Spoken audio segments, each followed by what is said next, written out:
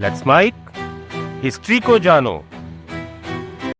America और Iran की दुश्मनी को साल 1979 की क्रांति से जोड़कर देखा जाता है। यह भी कहा जाता है कि 1953 में अमेरिका ने ईरान में तख्तापलट ना कराया होता तो शायद ईरान और अमेरिका कभी दुश्मन न बनते।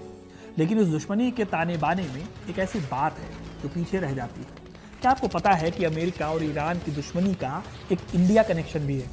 इस दुश्मनी के पीछे एक इंडियन मुल्ला का हाथ है, एक ऐसा मौलवी जो अगर ना होता तो ईरान और अमेरिका की दुश्मनी इस हालत में ना पहुंचती। अगर ये मुल्ला नहीं होता तो आज जो अमेरिका धमकियां दे रहा है कि समझौता करो नहीं तो इतने बम ईरान पर गिराएंगे कि उन्होंने कभी ऐसा देखा नहीं होगा, या फिर ईरान जो अमेरिका के सपोर्टर देशों के खिलाफ हमास और हिजबुल्लाह जैसे ग्रुप्स को फंडिंग करता है, ये सब कुछ भी नहीं हो रहा होता। शायद मिडिल ईस्ट इससे ज्यादा शांत होता।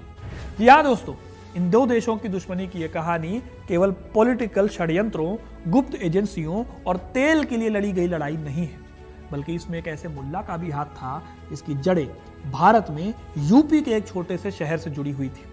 इसी मुल्ला ने न सिर्फ ईरान बल्कि अमेरिका की मिडिल ईस्ट की नीति को हमेशा के लिए बदल कर रख दिया। ये मुल्ला कोई आम आदमी नहीं था, बल्कि जब ईरान के शासक रजा शाह पहलवी अमेरिका के साथ खड़े थे तब इसी मौलवी ने शाह के खिलाफ ईरान में इस्लामिक कट्टरपंथ को मजबूत किया था। कौन था ये मुल्ला, कैसे ये भारत के प्रदेश यानी यूपी से निकलकर ईरान पहुंच गया और कैसे उसने ईरान को अमेरिका का सबसे बड़ा दुश्मन बना दिया, इस वीडियो में हम 1953 के तख्ता पलट से लेकर इस्लामिक क्रांति तक की पूरी कहानी को विस्तार से समझेंगे और जानेंगे कि कैसे एक इंडियन मौलवी की भूमिका ने इस दुश्मनी को जन्म दिया। क्या यह केवल एक धार्मिक हस्तक्षेप था या फिर इसके पीछे कोई बड़ी साजिश थी? तो वीडियो को इन तक जरूर देखिएगा, क्योंकि अपना इतिहास नहीं जानोगे तो खुद को कैसे पहचानोगे। आज अमेरिका के प्रेसिडेंट डोनाल्ड ट्रंप भले ही ईरान को धमकी दे रहे हों, लेकिन अमेरिका और ईरान की दुश्मनी काफी पुरानी है और इसकी 3 वजहें हैं: कच्चा तेल यानी पेट्रोलियम, इस्लाम और अमेरिका और रशिया की दुश्मनी। इन 3 वजहों के मिलन ने एक ऐसा माहौल बना दिया कि एक धार्मिक नेता को मौका मिला अपना एजेंडा फैलाने का, जिसकी वजह से न केवल ईरान में सत्ता बदल गई बल्कि ईरान और अमेरिका पक्के दुश्मन बन गए। इस बात को समझने के लिए हमें पलटने होंगे इतिहास के पन्ने और जाना होगा उस दौर में जब दुनिया वर्ल्ड वॉर में झोंकी गई थी। 20वीं सदी में वर्ल्ड वॉर के दौरान ईरान में तेल के भंडार मिले। इन भंडारों से तेल निकालने का काम ब्रिटेन की एक company Anglo Iranian oil company कर रही थी। तेल के ये कुएं ईरान के शहर अबादान में थे। ये वो दौर था जब ईरान में पहलवी राजवंश का शासन भी चल रहा था और लोगों की चुनी हुई सरकार भी अस्तित्व में थी। साल 1949 में ईरान में एक नया संविधान लागू हुआ था। उसके आधार पर ईरान के राजा के अंडर एक पीएम नियुक्त होना था, लेकिन मोहम्मद रजा शाह पहलवी संविधान लागू होने के बाद भी किसी पीएम को 2 से 4 महीने से ज्यादा टिकने नहीं देते थे। शाह अमेरिका के अच्छे दोस्त थे, उनकी पढ़ाई लिखाई स्विट्जरलैंड में हुई थी और वो मॉडर्न ख्यालों के राजा थे। उन्होंने ईरान में ऐसे कई सुधार कराए जो ट्रेडिशनल इस्लामिक परंपरा के खिलाफ थे, जो उस दौर के कई कट्टर इस्लामिक नेताओं को सख्त नापसंद था। इन्हीं नेताओं में से एक थे अयतुल्लाह खुमैनी। खैर, तभी 1952 में एक क्रांतिकारी शख्स पीएम बने जिनका नाम था मोहम्मद मुसद्दिक। मुसद्दिक की नज़र ईरान में मौजूद ब्रिटिश कंपनियों पर थी। वो ईरान की तेल कंपनियों का नेशनलाइजेशन करना चाहते थे। उनकी इस पॉलिसी का ब्रिटेन ने विरोध किया। ब्रिटेन ने कहा कि कंपनी ब्रिटेन की है, नेशनलाइजेशन नहीं हो सकता। ईरान का कहना था तेल हमारा है, हम जो चाहे सो करें। अब ब्रिटेन को डर था कि आज ईरान ने मुंह उठाकर अपने तेल कुओं पर हक मांग लिया है तो कल को सऊदी अरब और बाकी दूसरे देश भी ऐसा ही कर सकते हैं। इसलिए ब्रिटेन ने इस लड़ाई में एक नए प्लेयर की एंट्री कराई। नाम था अमेरिका। अब क्योंकि रजा शाह और अमेरिका के बीच संबंध काफी अच्छे थे, इसलिए एक ऐसी चाल चली गई अमेरिका द्वारा जिससे उसका और ब्रिटेन का रास्ता आसान हो गया। CIA के डॉक्यूमेंट्स बताते हैं कि अमेरिका और ब्रिटेन ने मिलकर एक प्लान तैयार किया जिससे ईरान में अशांति का माहौल तैयार किया गया। इस माहौल के चलते 1953 में मुसद्दिक का तख्ता पलट हो गया। इस तख्ता पलट के चलते ईरान में पीएम की इंपॉर्टेंस लगभग खत्म हो गई और अमेरिका के दोस्त रजा शाह पहलवी ईरान के सर्वे सर्वा बन गए। अब रजा की अमेरिका की दोस्ती का मतलब था ईरान की अमेरिका से दोस्ती। राजा बनते ही अमेरिका, ब्रिटेन और ईरान तीनों फिर से एक साथ ईरान के तेल के कुओं पर काम करने लगे। वैसे ईरान से ज्यादा अमेरिका को इस दोस्ती से फायदा मिला था। देखिए, ईरान अमेरिका के लिए बफर का काम कर रहा था। यह देश सोवियत संघ की सदन सीमा से जुड़ा हुआ था और इसकी जो स्ट्रेटेजिक लोकेशन थी इसे अमेरिका और ब्रिटेन के लिए एक नेचुरल बफर जोन बनाती थी। अगर ईरान में कम्युनिस्ट सरकार सत्ता में आती तो सोवियत संघ को खाड़ी के तेल संसाधनों तक सीधी पहुंच मिल सकती थी और इस तरह से रजा शाह पहलवी के चलते अमेरिका ने सोवियत को रोक लिया था। इसके बाद अमेरिका को ईरान के सस्ते तेल की सप्लाई भी मिल गई थी। हालांकि ईरान की जनता को इसका फायदा नहीं मिल रहा था। गरीबी में जीने वाली जनता को लगने लगा था कि उनके राजा पहलवी पूरी तरह से अमेरिका की कठपुतली बन गए थे। इस नाखुश जनता को जल्दी ही अपना लीडर भी मिल गया था। इनका नाम था अयातुल्ला खोमैनी। खोमैनी ने ईरान की शिया आबादी को अपनी तरफ मिलाया और रजा शाह पहलवी का विरोध करना शुरू कर दिया। इसी बीच 1963 में रजा शाह पहलवी ने व्हाइट रेवोल्यूशन का ऐलान किया। इस क्रांति का मकसद ईरान को मॉडर्न बनाना था और शाह की सत्ता को मजबूत करना था। इसमें लैंड रिफॉर्म्स थे, पढ़ाई लिखाई और महिलाओं के अधिकार दिलाने की बातें कही गई थी। हालांकि इन सुधारों का विरोध अयातुल्ला खोमैनी ने करना शुरू कर दिया। अयातुल्ला खोमैनी के पूर्वज असल में भारत से जुड़े हुए थे। भारत में भी खोमैनी का रिश्ता यूपी से था। जी हाँ, अयातुल्ला खोमैनी के दादा सैयद अहमद मसूवी उत्तर प्रदेश के बाराबंकी जिले के रहने वाले थे। 1830 के दशक में अवध के नवाब के साथ वो एक धार्मिक यात्रा पर मिडिल ईस्ट गए और ईरान के खुमैन गांव में बस गए। यही वजह है कि एक पीढ़ी के बाद उनका सरनेम उनके गांव के नाम पर हो गया, यानी कि खोमैनी हो गया। देखिए, रजा शाह अय्याशी भरा जीवन जीते थे, वेस्टर्न नेताओं के साथ पार्टियां करते थे। 1971 में ईरान साम्राज्य के 2500 साल पूरे होने की खुशी में उन्होंने 8000 करोड़ रुपए उड़ा दिए थे। वहीं ईरान की जनता गरीबी की मार झेल रही थी। इस पार्टी को आधार बनाकर खोमैनी ने देश के बाहर से ही शाह और उसके अमेरिकन कनेक्शन को घेरना शुरू कर दिया था। खोमैनी ने इसे शैतानों की पार्टी कहा था। उनके इन बयानों ने जनता को शाह के खिलाफ और भड़काया। आगे चलकर 1973 में जब इंटरनेशनल मार्केट में कच्चे तेल की कीमतों में कमी हुई तो ईरान की इकोनॉमी और शाह के जो व्हाइट रेवोल्यूशन के ख्वाब थे वो सब ध्वस्त हो गए। मौलवियों ने इस दौरान श्वेत क्रांति को इस्लाम पर चोट कहा और खोमैनी ने मौके का फायदा उठाया। शाह के खिलाफ उन्होंने खूब भाषण दिए। जवाब में 1978 में ईरान के सरकारी अखबार से रजा ने खोमैनी की इंडियन आइडेंटिटी को खूब उछाला और उन्हें भारतीय मुल्ला और ब्रिटेन का एजेंट कहकर बुलाया। इसी आर्टिकल में उन्हें कहा गया कि वो आशिकाना गजलों में खोए रहने वाले एक बुढ़े हैं। इस आर्टिकल ने आग में घी का काम किया।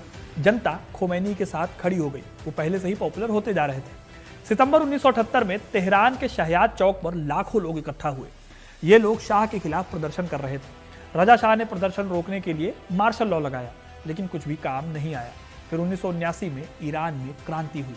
अमेरिका के दोस्त, जिनकी बदौलत 20 सालों से अमेरिका ईरान के साथ काम कर रहा था, वो रजा पहलवी का परिवार ईरान से भागकर अमेरिका चला गया। शाह ने भागने से पहले विपक्ष के नेता शापोर बख्तियार को प्रधानमंत्री बना दिया था। नए प्रधानमंत्री ने खोमैनी को वापस आने की इजाजत दे दी। एक तरह से उन्होंने अपने पांव पर कुल्हाड़ी मारी। फिर 12 फरवरी 1979 को खोमैनी फ्रांस से ईरान लौटे। लाखों की भीड़ ने उनका स्वागत किया। खोमैनी ने बख्तियार सरकार को मानने से इनकार कर दिया और ऐलान किया कि वो खुद अपनी सरकार बनाएंगे। इस तरह से देश में 2 प्रधानमंत्री हो गए थे। बाद में जीत हुई खोमैनी की, क्योंकि ईरान की वायुसेना ने खोमैनी को अपना नेता मान लिया था।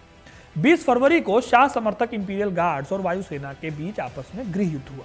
इस युद्ध में शाह समर्थकों की सेना हार गई और फाइनली 1979 में एक प्लेबिसाइट या जनसंग्रह कराया गया और ईरान को इस्लामी गणतंत्र घोषित कर दिया गया।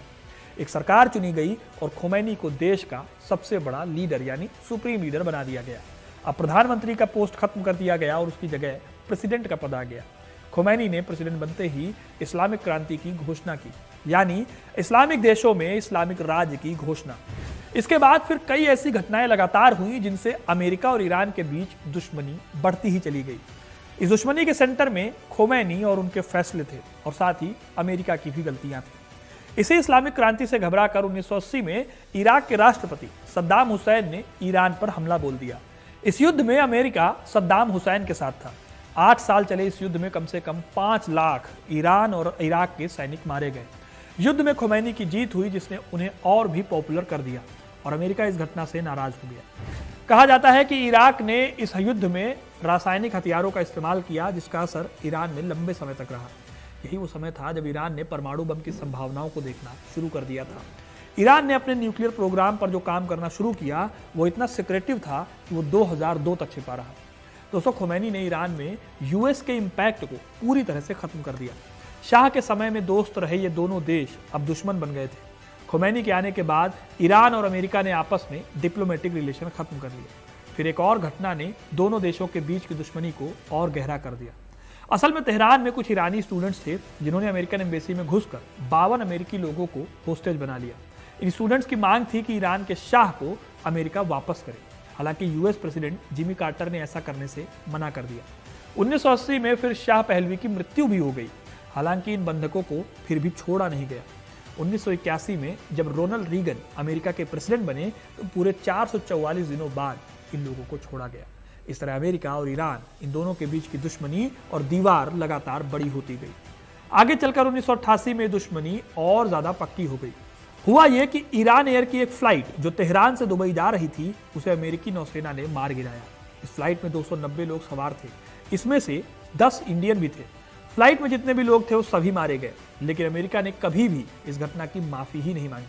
अमेरिका का कहना था कि उन्होंने फ्लाइट को F-14 फाइटर जेट समझकर गलती से गिरा दिया। इस घटना ने ईरान को अमेरिका का दुश्मन बना दिया। इसी बीच 1989 में खुमैनी की डेथ हो गई और अली खमनेई को ईरान का सर्वोच्च लीडर या सुप्रीम लीडर बना दिया गया। फिर एक और घटना होती है 1991 में। इराक ने कुवैत पर हमला कर दिया। इस हमले में इंटरेस्टिंग यह है कि इराक और अमेरिका आमने सामने आ गए। इस दौरान ईरान ने इराक को सपोर्ट किया, फिर अमेरिका ने इराक से युद्ध किया। एक लंबा दौर चला जिसमें अमेरिका को कोई खास फायदा नहीं हुआ। इसी वजह से यूएस प्रेसिडेंट जॉर्ज बुश ने 2002 में ईरान और इराक इन दोनों को एक्सिस ऑफ एविल यानी बुराई की धुरी कहा। अमेरिका ने ईरान की सरकार पर आरोप लगाया कि वो आतंकवाद को फैलाने का काम कर रही है। इसी बीच 2002 में पता चला कि ईरान छिपकर अपने लिए परमाणु बम बना रहा है। इस खबर का इस्तेमाल करके अमेरिका ने ईरान पर कई बैन लगाए। दोस्तों, इन बैन्स की वजह से भारत पर भी असर पड़ा था, क्योंकि भारत ईरान से सस्ते दामों पर तेल खरीदता था। हालांकि प्रतिबंध लगे होने की वजह से ईरान से तेल खरीदना भारत के लिए एक डिप्लोमेटिक चैलेंज था। खैर, इन सभी सैंक्शंस के चलते ईरान पर दबाव पड़ा। इसी बीच अमेरिका से पीछा छुड़ाने के लिए ईरान और यूरोपियन यूनियन के बीच बातचीत का दौर शुरू हुआ। साल 2005 से लेकर 2013 तक अमेरिका से दुश्मनी का नुकसान ईरान को उठाना पड़ा। इस टाइम पर प्रेसिडेंट थे महमूद अहमदीनेजाद। साल 2013 में उनकी जगह पर प्रेसिडेंट बने हसन रूहानी। रूहानी ने फिर से न्यूक्लियर डील पर काम करना शुरू किया। 2 साल की मेहनत के बाद 2015 में यूएस और कई वेस्टर्न देशों ने ईरान से न्यूक्लियर डील साइन की। इस डील से लगा कि शायद ये दोनों देश अपनी दुश्मनी को भूल जाएंगे। इस दौरान अमेरिका ने ईरान से कई इकोनॉमिक बैन भी हटा लिए थे, लेकिन किस्मत बुरी थी, क्योंकि 2016 में अमेरिका का चुनाव जीत लिया डोनाल्ड ट्रंप ने। उन्होंने प्रेसिडेंट बनते ही ओबामा के दौर में हुए ईरान के समझौते को रद्द कर दिया। ट्रंप ने एक बार फिर से ईरान पर बैन लगा दिए। यही नहीं, ट्रंप ने ईरान की सेना को आतंकी संगठन घोषित कर दिया। यही वजह है कि आज भी ईरान और अमेरिका एक दूसरे के खिलाफ है। इस दुश्मनी की जड़ें इतनी गहरी और जख्मों से भरी हुई है कि उनका ठीक हो पाना एक टेढ़ी खीर जैसा है। दोनों ही देश सीधी दुश्मनी के अलावा यमन, सीरिया और इजराइल में पर्दे के पीछे से लड़ाई लड़ते हैं। यमन में अमेरिका सऊदी अरब के साथ है तो ईरान हूथी विद्रोहियों के साथ। अमेरिका इजराइल के साथ है तो ईरान हिजबुल्लाह और हमास के साथ। सीरिया में ईरान सरकार के साथ है तो अमेरिका विद्रोहियों का साथ दे रहा है।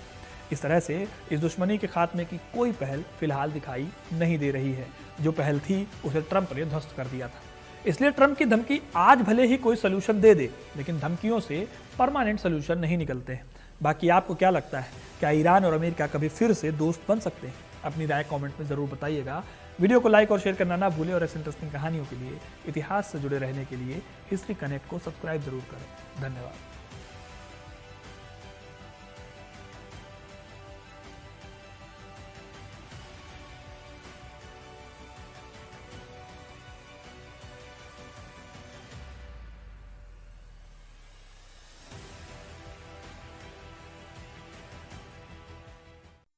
आप सुन रहे थे let's mind more than radio.